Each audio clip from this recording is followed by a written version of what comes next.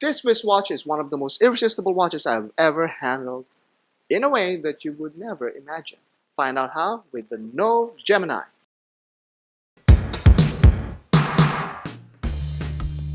This video is brought to you by Nove. Use the promo code below to get a 10% discount on the purchase of this watch. This interesting piece is called the Nove Gemini. It measures in at 49.2mm by 60.3mm, including that reversing mechanism. The thickness is 13.35mm with a 50-meter water resistance. The watch utilizes 316L steel and a couple of sapphire crystals.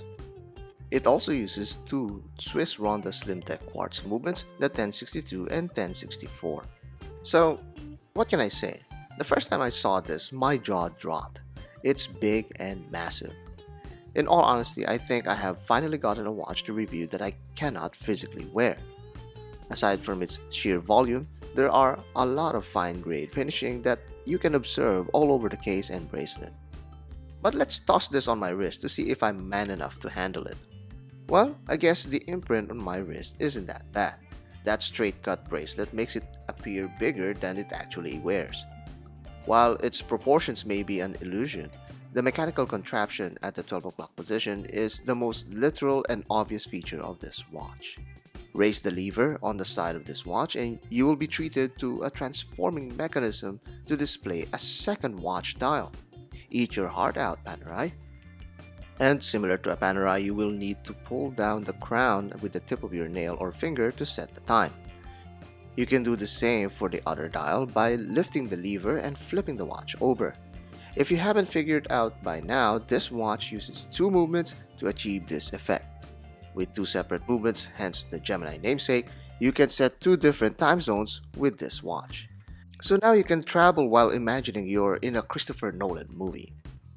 Let's look a bit closer, starting with the red dial. This dial sports the brush bezel that contrasts nicely with the polished frame of the case. These polished surfaces are executed to the other large mechanical parts such as the lever and hinge cogs. Say what you will, but these things catches your eye every time you look at them. It's also tastefully broken up with some brushed facets. This contrast actually translates very well even at the sides of the case. The polished sides brilliantly surrounds a deeply engraved Nove branding. Many people hate these engravings on the side of the case though. Beneath the case is also an interesting mix of textures, even with a hint of Swiss red for good measure. Flipping back up and peeking inside the clamshell, we can see some gorgeous perlages that entices you to keep on opening the case. One thing to keep in mind is that you can at times stop halfway at opening this case. This causes the dial to not align, and if you drop the cover, it will hit this case back. Now on the black dial, we can see a slight difference in design. There is now a small seconds hand and the bezel is now polished all over. I wish there was a little bit more difference on this dial, like maybe loomed indexes to further drive home the duality of the timepiece. Rounding out the watch is the bracelet details. The center links is polished with a decently pleasing clasp along with a Nove emblem. There is almost no taper to this bracelet nor any strap options. This quirky timepiece is all loads of fun with unexpected finishings. But how does it compare with other more wearable watches? Let's begin with my Seiko Paddy Tuna. It's clear that the circumference closely resembles this blue behemoth. In fact, the Gemini looks a little bit more compact if it weren't for that elaborate hinge contraption.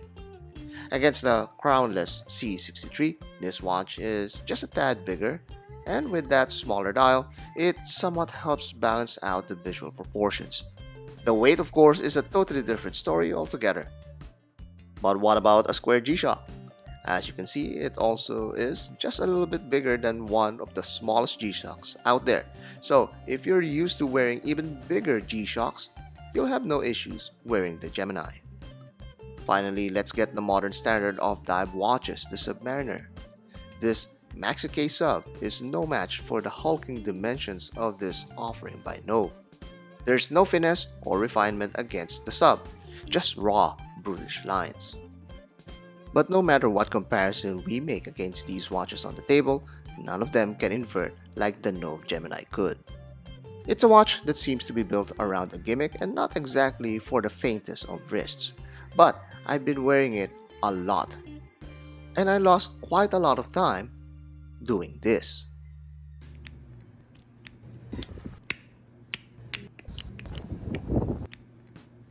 That sound. It's so irresistible. Every time it's on my wrist, I just can't help but play around with it. It's not the reverso of Microbrand watches, but it just really compels you to have fun.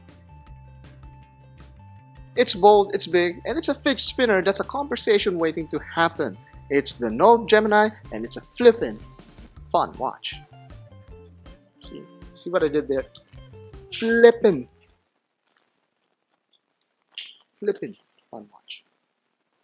Not a flip.